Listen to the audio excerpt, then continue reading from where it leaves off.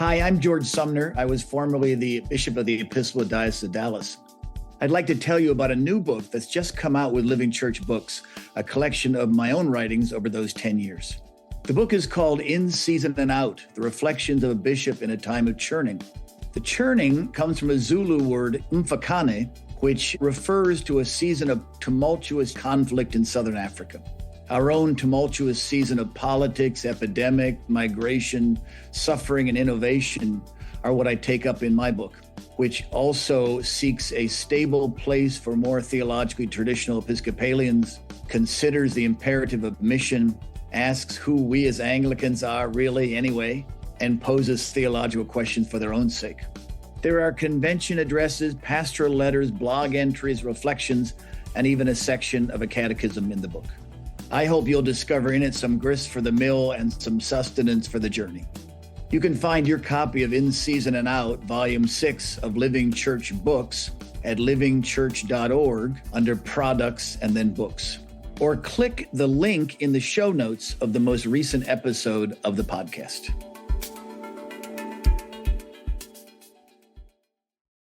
Even Jesus wasn't in the garden all the time, which I think is such an interesting point.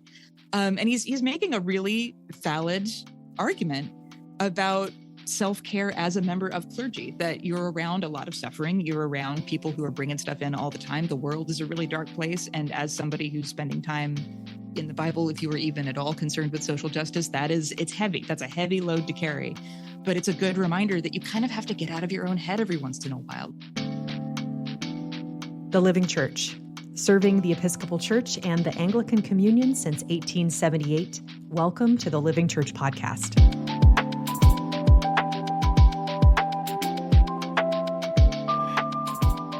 Welcome back, podcast listeners.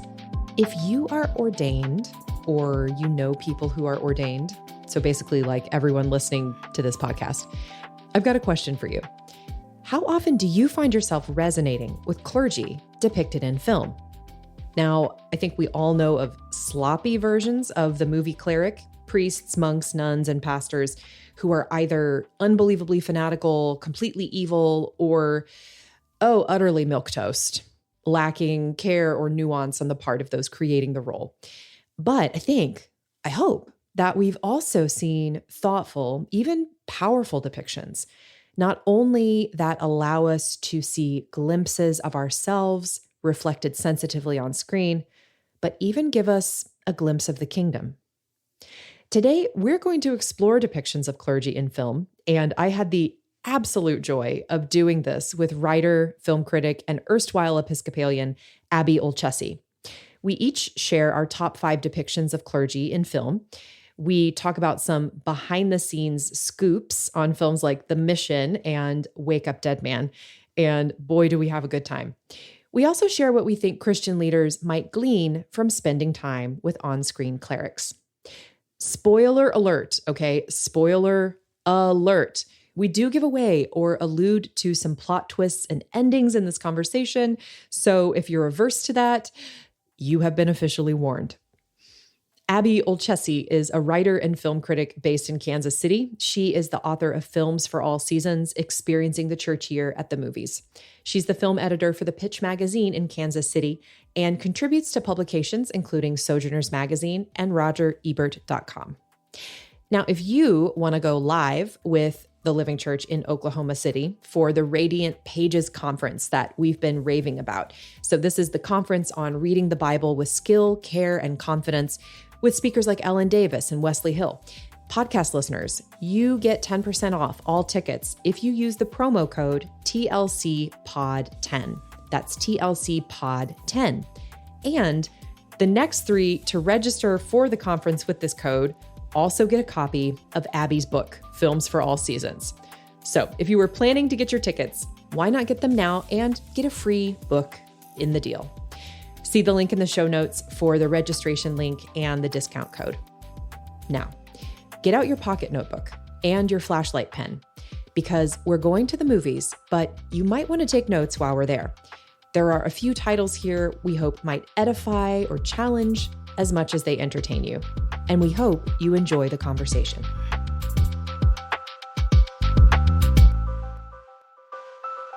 Abby, thanks so much for joining me today.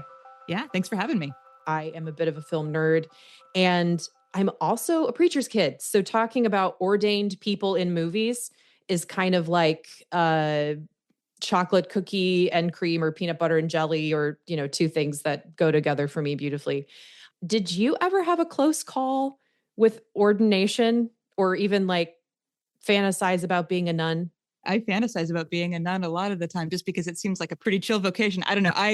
I grew up as a child of the 90s whose parents watched PBS a lot. I grew up watching a lot of CAD File. I don't know if that tracks for the you monk at who all. solves murders. Yeah, 100%. That's exactly it. Yeah, 100%. Yeah. So between that and like the Redwall series, it seemed like an Abbey would be a pretty awesome, chill place to hang out. I read Joan Chittister's book, Wisdom Distilled from the Daily, where she talks about how hard it is to be a nun. And like just reading her descriptions of it, I was like, girl, I don't think it would be a problem for me. This thing you're describing still sounds pretty nice. I know you don't always get along with other people, but like, give me that garden and vocational calling any day. Yeah. Well, shall we just jump into our top 5 lists, Abby? Sure. Maybe you can say a quick word about how you thought of your top 5. So like, are these the most compelling, most realistic, most edifying? And then go ahead and give us your number 5. Sure. So I think it's kind of a mix. Some of it is recency bias, at least in one particular case. Some of it is stuff that's like really stuck with me. Some of this is a couple of instances I think are movies that are in the book.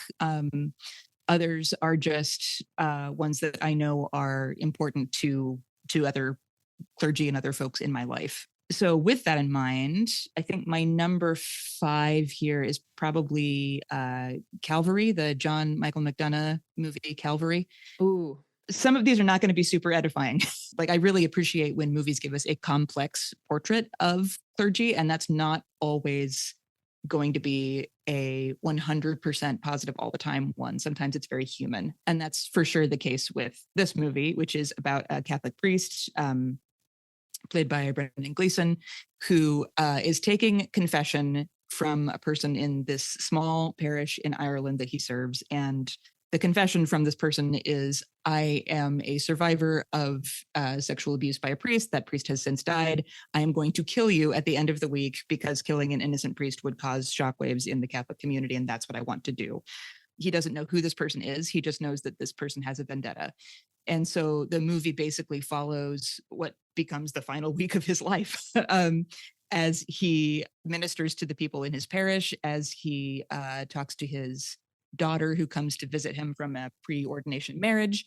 It's a darkly funny movie at times, but it is a pretty grim movie. The reason I picked it, I've been so surprised by this. A lot of actual clergy cite this as their favorite movie about clergy on screen, which I think is really interesting. The first time that this happened to me was I, for a while, contributed to a faith and film festival that took place at Concordia. It took place at Concordia Seminary in St. Louis. One of the co-programmers was clergy in the Missouri Synod, and he loved this movie. And he brought it to the programming. And there was a really nice long conversation afterward about the accuracy of what it is like to be a priest, basically, in a community. And this last year, I was talking to Ryan Johnson, the director who made Wake Up Dead Man, which is also on my list, spoilers.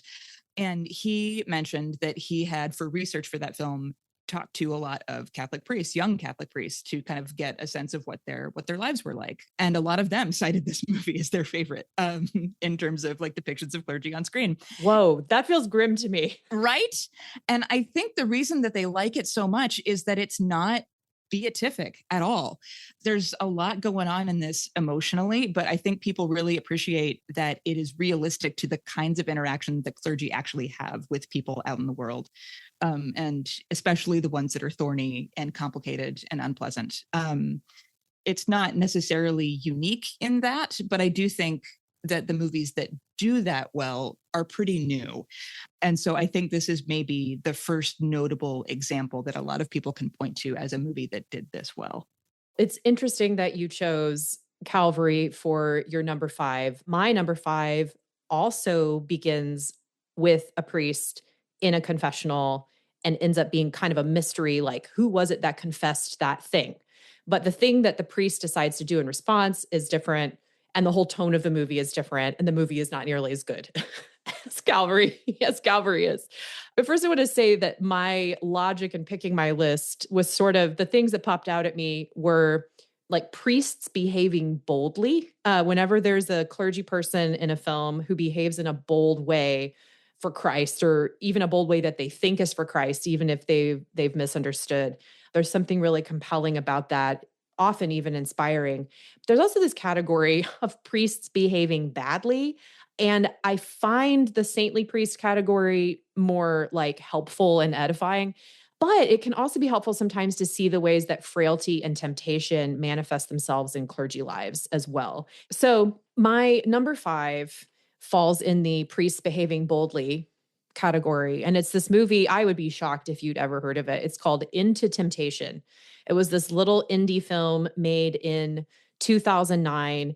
If there is any priest wanting to Google this movie, film Into Temptation, make sure your Google safe search is on, because other things besides this movie might come up. But writer-director Patrick Coyle, Jeremy Sisto plays a Catholic priest, Father John, and he hears a confession by a prostitute named Linda.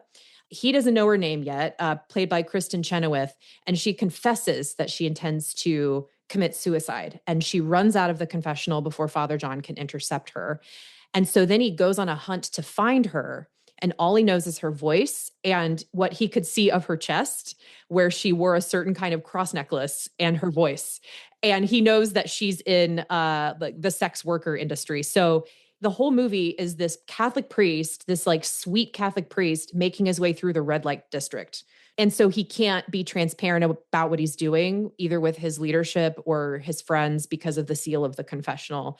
This one made my list is because it brings up the question that I think is a great one for clergy, which is, are you willing to look like you're doing the wrong thing in order to do the right thing that God's calling you to do? Like, where are you willing to suffer as a fool for Christ? Where's that line in the sand for you as a leader?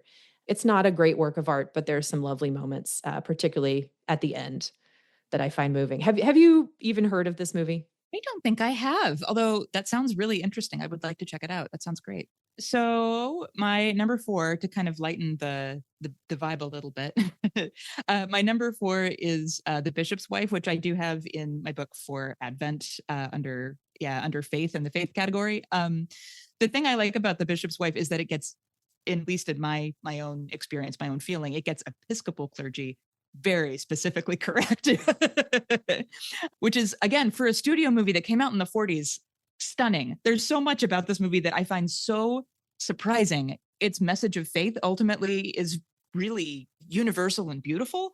It's very socially conscious, and it's also lighthearted and fun and sweet in a way that at least the Episcopalians in my life, I think, probably tend to find those jokes really funny. I mean, I do too, because the situations are really good. So the movie is about an Episcopal bishop, Henry Brome, who's played by David Niven. He's been recently installed as a bishop in this diocese in a city, and he's kind of overwhelmed. He's trying to raise money for this great big cathedral. There is like a capital campaign that he's trying to lead. And as a result, he's kind of lost the focus of what matters in taking care of his family, and also in taking care of some of the smaller, more impoverished churches in his parish, including the one where he used to serve. And so as a result, God sends an angel named Dudley, who's played by Cary Grant, to come and set things right. And Dudley does this basically by showing Henry all the things that he's missing out on while he's trying to court favor from, in particular, this really rich lady who has very specific desires for what that cathedral is going to include. Not that anyone listening could understand that situation at all. Right, exactly. Yeah, could never. So part of it, a lot, is just kind of like the personal connection to it and just finding that stuff really relatable and funny. But also on top of that, just I think those themes are also universal to a lot of people. Like, you know, how do you balance work and family and calling? It's heartwarming. It's a nice, like the sermon that Henry gives at the end that is written by Dudley. Not ghost written, but angel written, is, I think, kind of surprisingly anti-capitalist in its, you go out on kind of a heartwarming note, but kind of a, like, I'm going to take different things a little bit more seriously from now on. And I really appreciate that. Oh, I'm so glad that you had that one as your number 4. I thought about that one. I'm sure you've seen The Preacher's Wife with Whitney Houston. Yes. Yeah, I have. I grew up in a Pentecostal family, so there are elements of The Bishop's Wife and that kind of culture that translate to us. And that movie was a big hit in our family. And my, parents would like basically get the Holy Ghost during the choir scenes and like Christmas movie time is really interesting in a Pentecostal household. Well, speaking of Pentecostal, my number 4, I found a deep personal connection with this movie when I watched it, which is The Apostle with Robert Duvall. And this is a movie from the late 90s. Duvall, rest in peace, wrote, directed, and starred in this movie. And his character's name is the Apostle EF. And he's this charismatic preacher who has a checkered past. He feels a call from God to minister in small towns, Southern America. Very much a non-denominational kind of guy, very American religious style. At one point, I think he even baptizes himself. And not only is Duvall such just a treat to watch as an itinerant preacher, but this is the most respectful and most realistic portrait of this kind of ministry that I think I've ever seen depicted in film. I don't know, you get tired of seeing your people depicted as either crooks or buffoons in movies. And this was just such a lovely, even with dealing with such a huge personality, such a tender human portrait of someone who is trying to listen to the call of God, trying to do good in the world. Frankly, he reminds me of my papa, Odell, who was a Church of God pastor in North Carolina. So thinking about intersections, now that I've been in the Anglican world for some time, I think a lot about intersections of this world with more non-denom or evangelical or charismatic or Pentecostal worlds, because that's a huge chunk of Christianity. And so to never lose the ability to empathize with or identify with Christians that do not look the same as you, and to learn from them, I think is really important. So if nothing else, if you're listening and you're like, you would have to drug me and drag me into a Pentecostal church. If that's you, like, watch The Apostle and just get connected with the possibility that God could be speaking through and using someone who is seeking purity of heart and purity of life, even though he takes big swings for Jesus and some of them are huge misses. A lot of people who are forgotten get picked up and swept up in the ministry of this person. That's my number 4. That's fantastic. This is okay. The Apostle is a huge blind spot for me, and I've been meaning to check it out for a long time. Thank you for reminding me that I need to watch The Apostle, which I also thought about, like, after Robert Duvall died. I was like, man, that would really be the one to watch. And then other stuff got in the way and I didn't do it. And so I am just, confessing my sin right now. And we're gonna rectify that. I'm sorry. I'm not ordained. I'm not saying that in an official capacity, but just saying it. Well, what do you got sitting at number 3, Abby? I'm going to ping pong right back to sad and grim territory. Yeah, First Reformed. So Ernst Toller in First Reformed is the opposite of aspirational as the kind of clergy that you want to be. But I do deeply appreciate the way that this movie wrestles with faith and the way that this movie tackles themes of theodicy and injustice, and doesn't have answers to those things, but is very honest about the toll that they take on people when they think too hard about them, which is not to say that you shouldn't engage with them at all, but just that a healthy life means that you kind of balance the dark with the light. Ethan Hawke's character, Ernst Toller, he leads this Reformed church. It's a historical building. The congregation is very small, and it's basically bankrolled by this much bigger megachurch that is a little bit more kind of what we would consider mainstream evangelical in its messaging. And that church is led by Cedric the Entertainer, which I think is, I think that's really interesting casting too, because he's known as like a very successful comic actor and stand-up comedian who can fill stadiums. So like that, it feels very appropriate. So like, as much as you want to write that character off for much of the movie, just because of the kind of the church that he has and the kind of actor that we consider Cedric the Entertainer to be outside of the film, I think that's definitely part of the reason. They have this conversation that I think is really valuable. I think it kind of ends up going over, it goes over Ernst's head a little bit because I think he's kind of too deep in the weeds. But Cedric the Entertainer's character tells him, even Jesus wasn't in the garden all the time, which I think is such an interesting point. And he's making a really valid argument about self-care as a member of clergy, that you're around a lot of suffering. You're around people who are bringing stuff in all the time. The world is a really dark place. And as somebody who's spending time in the Bible, if you were even at all concerned with social justice, it's heavy. That's a heavy load to carry. But it's a good reminder that you kind of have to get out of your own head every once in a while. Like you have to touch grass, be with people, and a variety of people, not just one or two people.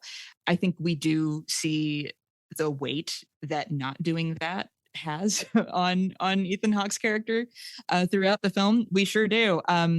His relationship with Amanda Seyfried's character Mary, that becomes, I think, we never really know if it's one-sided, but it is kind of obsessive. And you know where that's coming from. You know there's sort of a redemptive element of it to both of them.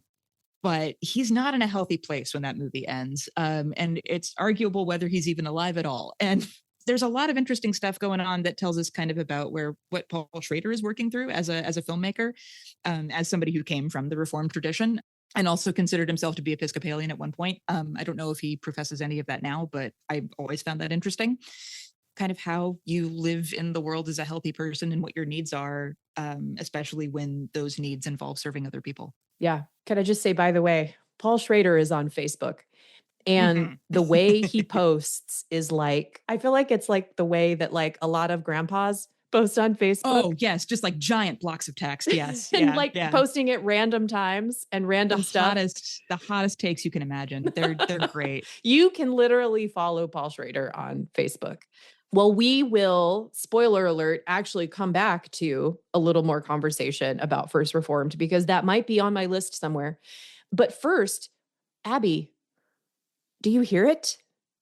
The hills, they're alive with the sound of music. This may be stretching it a little bit because she never actually does become a nun. But when I watched it growing up, I thought it was super boring.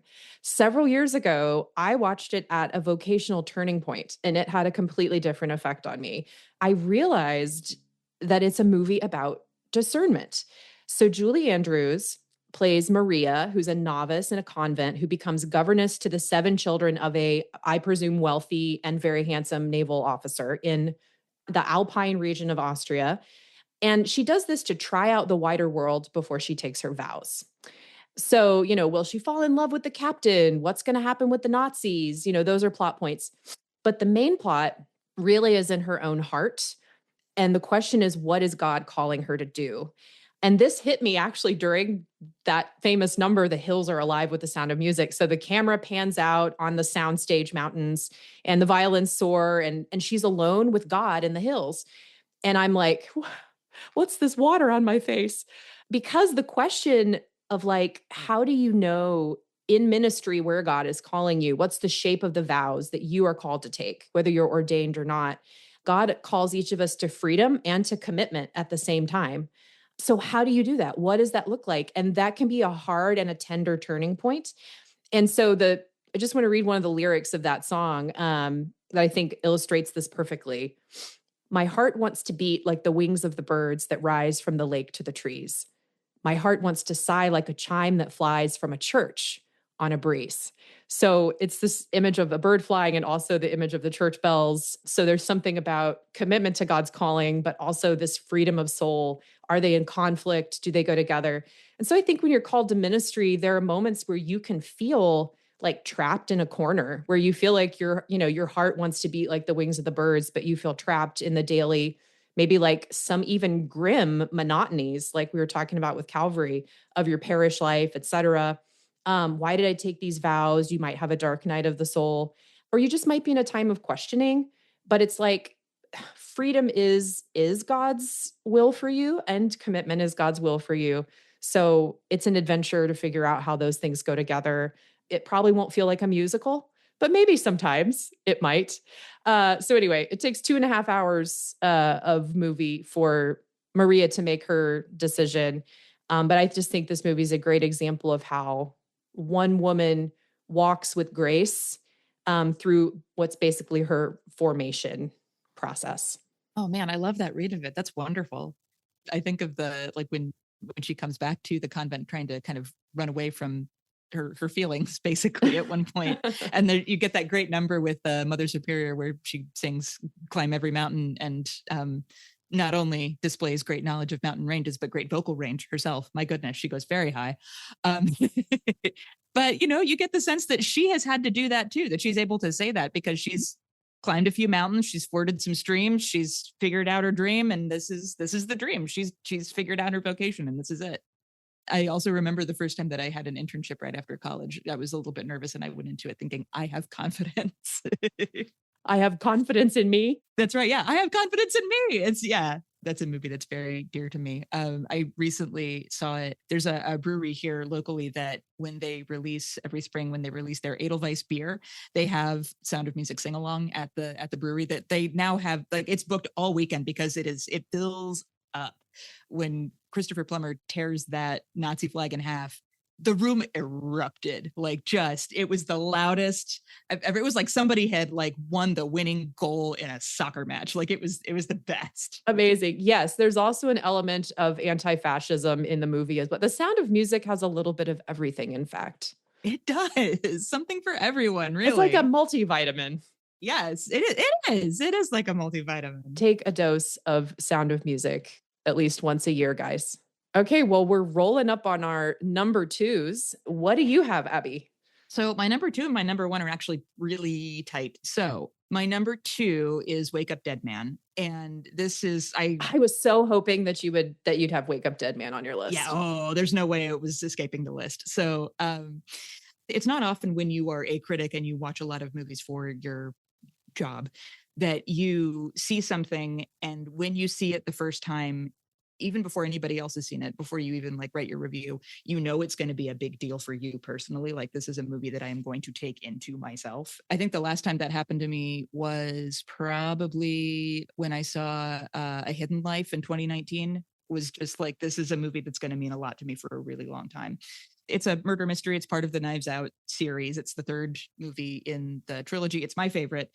And it's about a young Catholic priest played by Josh O'Connor, Father Judd, who is kind of embroiled in a murder mystery involving the priest who is the head priest of his parish, who's played by Josh Brolin. And he is a very rough and difficult person, very self-involved, and gives these really kind of militant, awful sermons that drive a lot of people away. And so when this man dies, all judgment kind of falls on Father Judd immediately. And so it is up to Daniel Craig's Benoit Blanc, who recognizes immediately that this is an innocent person who just feels really bad that something happened, to kind of solve this mystery. Father Judd I wish he were my pastor. Oh, he's so precious. He's so precious. And I mean, that's not to diminish the greatness of the pastors that I currently have in my life, who are wonderful. It's just, he gets it, man. He gets it so hard. So he was a boxer when he was younger, and he killed a man in the ring. And that experience really kind of weighed on him. And part of the reason that he clings to Christianity, to Catholicism, and to his calling so hard is that he experienced God's grace, basically. And he wants to be able to share that same sense of inclusion and love and grace with other people. The example that he gives is and it's not closed fist, it's open hands. And so that's sort of the argument that is made throughout the movie. He never loses that sense. There's a period where he kind of gets his priorities confused a little bit, but then he has this wonderful phone call with Bridget Everett's character, where he's trying to get some information and she's talking too much, and he is really frustrated with her, and he's trying to get her off the phone just so he can keep on solving this murder. And then she asks him to pray for her and to pray for her mom. And he just you see him switch on a dime. He leaves the room, he closes the door, he sits with her for a really long time and prays with her. And then right after that, he tells Blanc, hey, I can't do this anymore. And it's not because I don't want to, it's because this is way more important. I even talked to Ryan Johnson in an interview about it, and man, I was so excited to do it because like as soon as I watched the movie, I was like, we have things to talk about.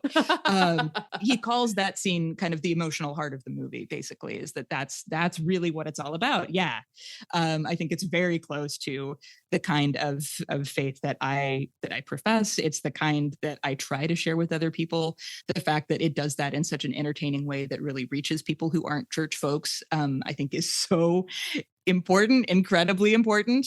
And like, even though Ryan Johnson himself no longer professes faith, he grew up evangelical, and like that youth group culture is very much a part of his personality and the way that he sees the world. And you can really feel that. And I find few movies more fascinating than ones that are made by people who are disillusioned with church, but when they make art about it, they still have a very clear sense of what the church can be.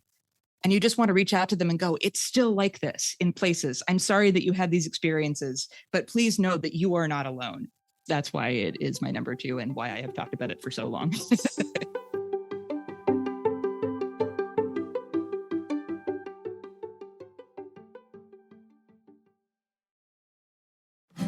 What's up, podcast listeners? Amber Noel here to invite you to a special deal on the Living Church's Fall Conference, Radiant Pages, Rediscovering the Bible.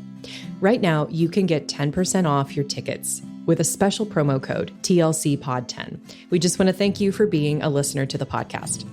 Conference dates are September 24th to 26th, and in the lovely environs of All Souls Episcopal Church, Oklahoma City, we'll enjoy talks like Is the Old Testament Worth Reading? From Ellen Davis, and Lean into the Epistles of James and John with Wesley Hill. We'll tackle common questions about the Bible that you or your parishioners are surely asking, and even enjoy practical workshops on Bible reading for preachers and Lectio Divina. Ticket prices include all meals, including a final dinner together. Come meet new faces, greet old friends, and rediscover Scripture with us. Go to livingchurch.org/events and use promo code TLCPOD10 for 10% off, or check out the link in the show notes of the most recent episode.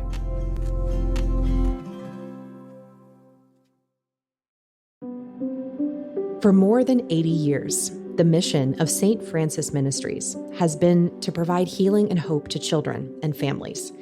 Inspired by the past and rooted in faith, their vision is to see lives and systems transformed. But they can't do it alone. You can join them in their life-affirming ministry. St. Francis provides a wide array of services ranging from foster care and adoption to preventative and residential programs. Join their mission and help ensure children and youth receive the care they need to heal and rediscover hope. Join their mission and help families heal and regain wholeness. Join their mission and help heal the world one child at a time. They have lots of ways you can make a difference. You can explore them all at stfrancisministries.org/mission. That's St. Francis, SAINT, francisministries.org/mission.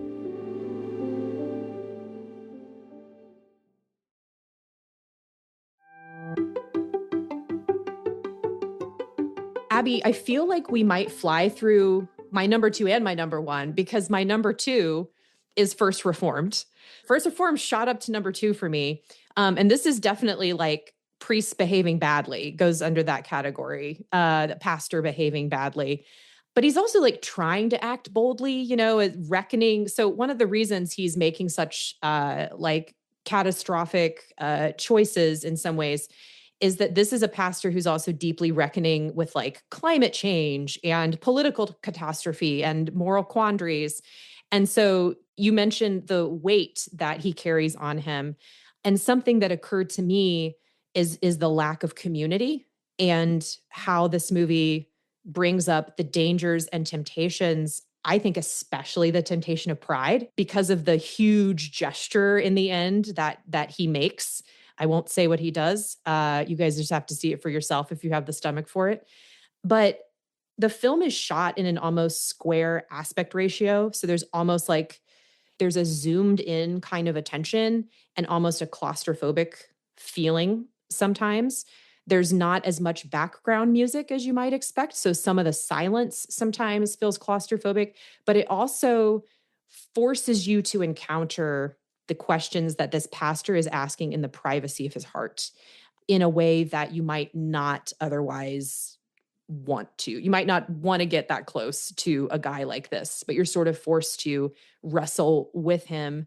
I mean, this is just an example to me too of like Schrader's theme of men left alone writing in their diaries. Like whenever you're watching a Schrader film and there's a man writing in his journal and a voiceover of him writing in his journal, you know things are not going to go well, because it's about someone being alone with the heaviness of the world, being alone with their own thoughts, not sort of getting the leaven of community and accountability in their lives. All that said, grace, I think you see still little hints of grace still intervening. And like you said, an ambiguous ending, but one that I think definitely can be read as redemptive. At least that's how I read it. But yeah, cautionary tale about clergy's need for community and the spiritual dangers of despair that can lead to pride and envy, and how sneaky those can be. Yeah. When I saw it in the Faith and Film Festival, when we showed it, which there were a lot of young guys there who were seminarians. And when we started the conversation, just like, what were your initial reactions to it? They were like, oh man, we should show this in seminary. And I was like, yeah, you should. Then they followed it up with, well, it's a great example of how not to act around your parishioners. And I was like, that's not the point. Maybe it's the end point, but there's a lot more going on here that we need to examine. And just, where is this person coming from? What are his demons? What does he really need? There are all these questions that the movie is asking about him and that we're being asked to ask about him that he is either running away from or just not engaging with them in the way that he needs to engage with them. Paul Schrader calls those films, I think, First Reformed, The Card Counter, and Master Gardener, his God's Lonely Man trilogy. Yeah, totally. First Reformed, this is someone who sees himself in persona Christi, but he somehow has been warped away from doing it. Like he's carrying a burden that's not his to carry. The voice of the one who says, my yoke is easy and my burden is light, and who also says, take up your cross and follow me. All the Reverend Toller is hearing is take up your cross. And the cross is made of, barbed wire and some of his own like excessive fantasies. Rather, it's just not the cross of Christ. It's some other cross that includes some things that are self-made, some things that are self-imposed. So he tries to carry this burden, literally the burden of a suffering and dying planet, as well as the burdens of his parishioners, et cetera. And just it all, can we say, explodes by the end? Or almost explodes. Does it explode? Questionably. Yeah. Does it explode or not? Questionably explodes. Yeah. Yeah. Yeah. So close. I'm not going to explicitly say again, you guys need to watch it yourself, but it's a crazy ending. Okay. Well, drum roll for the number one on your list. I literally can't imagine what it is because you've said all the ones that I thought you might say. So now I'm stumped. Yeah. So my number one is, it's also in my book, is The Mission, the Roland Joffe movie, The Mission. Yeah. Oh, okay. Like I said, it's really tied neck and neck with Wake Up Dead Man for like my ones that really get at the heart of what I care about and what I believe as a Christian. This was a movie that I saw for the first time in high school, I think. And at the time didn't really have the experience or kind of philosophical, spiritual maturity to really process it immediately. I had kind of the frustrated sense of just like, well, why did it end like that? Oh, that's not fair. And the older I've gotten, the more I've appreciated it and the more I've really realized like, what it is it's trying to do. So this is a movie about the basically based on maybe not directly real people, but based on something that did actually happen. So this is I think late 1700s, early 1800s in South America. And it's about a group of Jesuit priests who they minister to this indigenous group of people called the Guarani. And they're at the top of this giant waterfall called Iguazu Falls that kind of lies on the border between Paraguay and Brazil and I think Argentina. It's sort of, the question is whether or not Spain or Portugal has control of that area above the falls. So like this is colonial period of time. And one of these countries, I believe it is Spain, has outlawed slavery. Portugal has not. Portugal takes control. The rich people who live below the falls are once again free to enslave the Guarani. And there's this battle over whether or not this is actually going to happen. And so an emissary from the Pope shows up. Ostensibly, he's there to judge whether or not these missions are able to continue. But in reality, he is there to just basically give the Vatican's seal of approval that we can dismantle this and we can just let the people do what they want to do. Jeremy Irons' character, Father Gabriel, has built this really beautiful community at the top of the falls and has also gained some converts, not just among the Guarani, but among other settlers as well, including Robert De Niro's character, Mendoza, who starts as a slaver, experiences this immense moment of forgiveness and grace that causes him to give up everything and to become a Jesuit immediately, like on the spot, when the missions are going to be dismantled and the people kind of set off to be enslaved again, basically, violently. He decides that he's going to get together with a bunch of the other Jesuit priests and they're going to mount this final violent stand against the people who are coming to take their home away. And it does not go well. So, spoiler alert, everybody dies. And so there's a lot of questions there about colonialism, basically, and about what the cost of that is. There's this wonderful shot at the very end of the movie where like the entire mission is in disarray. It's been burned down. It's been destroyed. Father Gabriel is dead. Mendoza is dead. All the priests are dead. A lot of the Guarani are dead as well. And so you have this group of like abandoned children who kind of wander out into the middle of the river. And one of them just kind of picks up this violin that they would have made at this mission. That was one of the jobs that they had. And is just kind of playing around with the flotsam and jetsam of it in the river. And like, this is their inheritance. This is what they're left with. And it's nothing. And it's really heartbreaking. But the other side of that is that its depiction of calling and of grace and of standing up for what is important to you and the various ways that people of faith do that is really, really powerful. So this is a movie that the Catholic priest and activist Daniel Berrigan was part of. He was a consultant on the film. There's actually, I have a book of his diaries of like behind the scenes of making the film and his relationship with Jeremy Irons, consulting on like what it would be like to be a Jesuit priest, which is so cool. So it has that seal of approval if you're a Daniel Berrigan fan, which you should be. He's great. It's also beautifully shot. And also Father Gabriel, Jeremy Irons' character, is just so, he's saintly. He's a saint. He's this amazing person. But you also get moments of his initial fear when he's like, climbing the falls for the first time and trying to connect with the Guarani and trying to build this mission, which, as we see, his predecessors have not been successful to like a fatal degree. And so he knows that this is a possibility for him, but he's willing to do it anyway. And the way that he just has this Christ-like, childlike love for the people that he's serving is such a like, I know I could never do that, but seeing it depicted is such a wonderful aspirational thing. Yeah.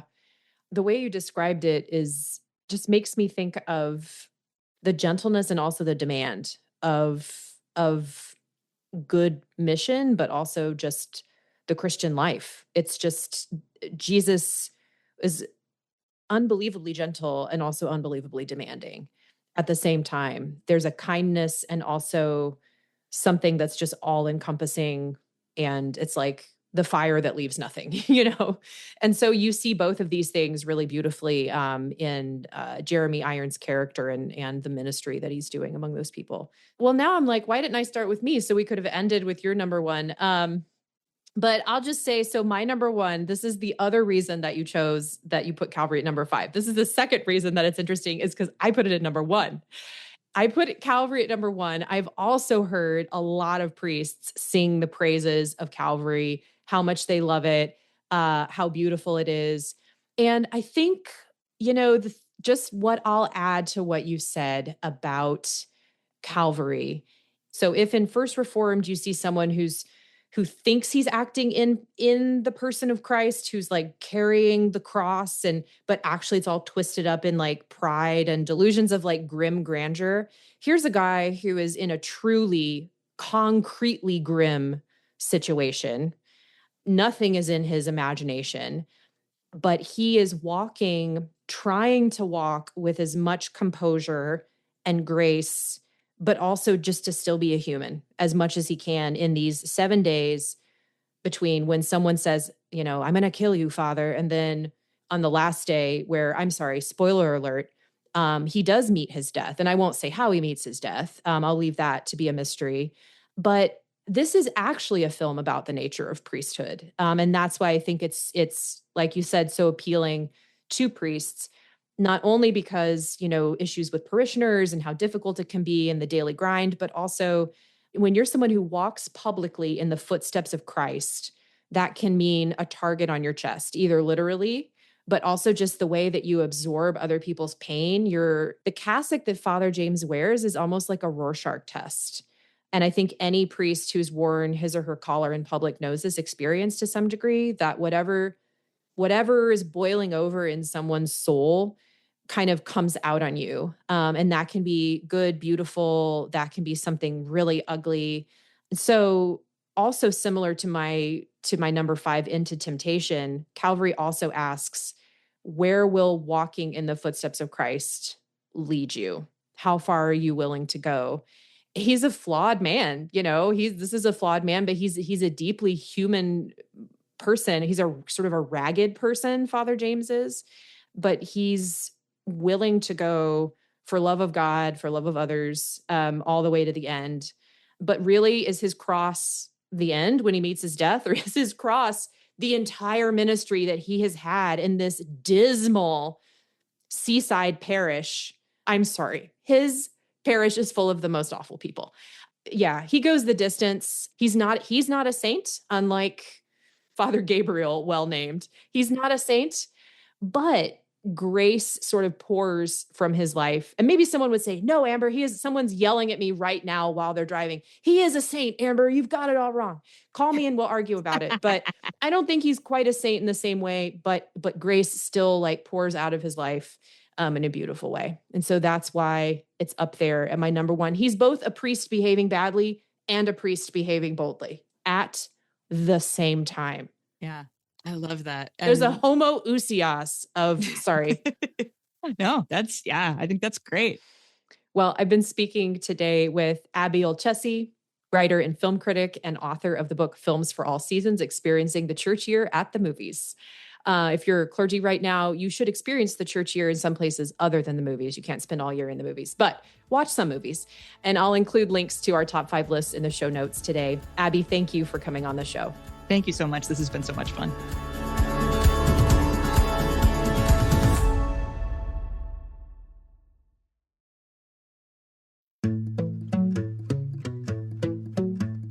Thanks for tuning in to today's main segment of the Living Church podcast with Abby Olcese. Remember, the first 3 to register for our Radiant Pages conference with code TLCPOD10 not only get that 10% discount, but will also win a copy of Abby's book, Films for All Seasons. In today's bonus segment, we bring together some of the themes we've just talked about of clergy, calling, suffering, and grace by talking to one Pentecostal pastor about his own dark night of the soul and what happened when it met the dramatic and somewhat kooky interceptions of grace. This story really does belong in a movie. The Reverend Chuck Noel is our guest, and he is teaching pastor at River Life Church of God in Bradenton, Florida. He's served in pastoral and diocesan ministry in the Church of God for almost 50 years. His current research is in Pentecostal sacramental theology, and most importantly, yes, he is my dad. We hope you enjoy the chat. I can tell that you went to the beach yesterday because your face is red. Did you wear sunblock? Well, here was the deal. I normally do every time. Oh, you do? Okay. There was not a peak of sunshine. It was completely cloudy, and I stayed under an umbrella all day. This is from the wind. It was really windy, but it was really nice. Without the sun, it was really nice at the beach yesterday. Right. Chuck, Dad, thanks for coming on the show. You're very welcome. It's good to be with you today, Amber. Well, Dad, we're doing this conversation today. I want to invite listeners to write in with some of their stories of ministry, something that impacted their life as a leader, moments when grace arrives, but in a really gnarly or unexpected way. And I was thinking, okay, what kind of story could I get to kick off this series? And I thought, I got to get my dad to come on and tell this story of what happened to him in like 1995. And this is a season when you just weren't that into being a pastor, right? It was like some kind of dark night of the soul just came on you. Can you just set the scene for us, what was going on with you, and then how God showed up? Well, sure. At that particular time, we were living in Massachusetts. I was serving with our bishop, and I entered into what was really a dark time for me. I can't really point to one thing that caused it, and I didn't even realize what it was at the time because had never been depressed in my life, but my prayer life was on cruise control. My sermon preparation was perfunctory. As a Pentecostal, I usually preach with passion and conviction, as many pastors do, but it just wasn't there for me at that particular time. And it was during this time that I was invited to be a guest speaker, and it was going to be a bilingual service. They assigned me a translator, and it was a 12-year-old girl that spoke in a monotone voice. And so I knew that communicating was going to be a problem. But as I said, I was speaking without passion and without conviction, and that's just not like me. But I was just going through something internally that felt very dark, and God felt very far away. So as the service progressed, I did what Pentecostal pastors do. At the end of the service, I invited people to come forward. You had an altar call that night. That's exactly right. That's exactly right. And a lady came forward for healing that had a large growth on her neck, and she was soon going to have to go in for surgery. What was going through my mind was, I'm going to go through the motions. You were just looking forward to going through the McDonald's drive-thru on your way home and getting out of there. You got probably. that right. Yeah. With a large sweet tea, that's for sure. I certainly was not experiencing God in that moment. Yeah. Wow. And I was being asked perhaps to give something to this woman that I didn't feel that I had myself. And so I anointed her with oil. I laid hands on her and prayed for her. I sensed absolutely nothing happening, but this lady was overcome by the power of the Holy Spirit, and she fell. Unfortunately, she fell forward into my chest. I tried to take a step backward to catch myself and to catch her. I could not. And so she fell against me. I fell backwards. I landed against the pulpit. There was a glass of water on the pulpit. It went flying onto a sound mixing board that was against the wall behind the pulpit. So here I am with this woman laying on top of me and smoke coming out of the sound mixing board because water. And I thought, God, it can't get any worse than this. I don't know. I don't even know what to do with this. Can somebody just get this lady off of me and let me go home? Believe it or not, the next evening I was scheduled to speak again. I went back. I showed up. And this lady came through the back door of the church just praising and glorifying God and saying out loud, "It's gone. It's gone, it's gone," and showing everyone that would look that the growth on her throat had disappeared overnight. Wow. And she was absolutely healed of this growth. And I was so perplexed. We went through the service, and I got in my car to drive home, and I was just talking to God and saying, God, I don't understand this. I don't even know that your presence is near to me. And yet this lady receives a miracle, and it was such a comical episode, yet she received a miracle.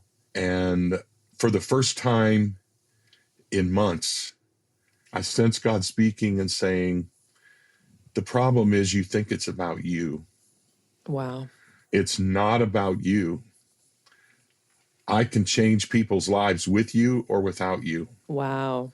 You just need to decide if you're going to cooperate with me. It's up to you. And so I really entered into a season of reflection, spending time alone, just thinking, praying, returning to the scriptures and reading.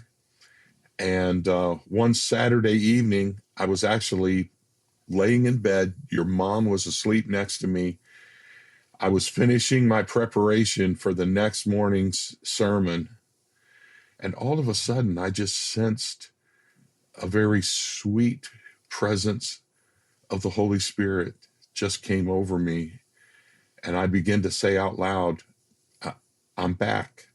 I'm back. It's me again. I'm back. The Holy Spirit is touching me. And I woke your mom up. She thought I'd lost my mind. But the next morning, I went to the pulpit with boldness and passion and conviction. But I think God was teaching me a lesson. I allowed God to use me to communicate with passion and conviction. Yet I think I took it for granted.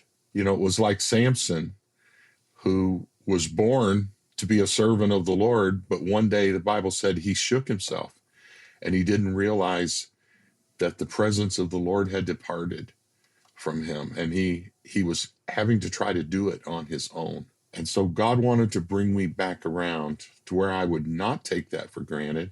When it's there, be grateful for it, but never take it for granted. It reminds me of Christ's words to Paul, my grace is sufficient for you, for my power is perfected in weakness. And those times of weakness, sometimes anguish, are those moments when God is perfecting something, even if we know not what, sometimes in really hilarious ways, by having large ladies fall out in the spirit on top of us and being embarrassed in the pulpit and, you know, whatever else it takes, I guess. If you are listening today and you want to tell your own story for the podcast of a moment of ministry and getting walloped by grace, write in for consideration to Amber Noel at livingchurch.org.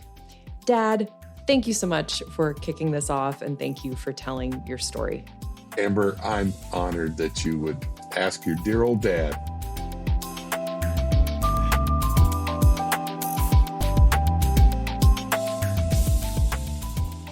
Thanks for tuning into the Living Church podcast, a ministry of the Living Church. This episode was edited and mixed by the team at Sound On, Sound Off. Learn more about their work at soundonsoundoff.com. Don't forget to get your 10% discount on tickets to the Radiant Pages Conference, and the first 3 of you to snag that discount will get a free copy of Abby's book, Films for All Seasons. Check out the show notes for conference link and discount, as well as links to all 10 of mine and Abby's top 5s. In 2 weeks, we're rolling up on another News Desk episode with Mark Michael and Matthew Olver, where we discuss 3 latest news items in the Anglican Communion. We'll also enjoy an exit interview with our beloved associate editor, Douglas LeBlanc, who's retiring. We'll hear a few stories and surprises from his long career in journalism. Until then, I'm Amber Noel, your host, and it's been good to be with you. Peace.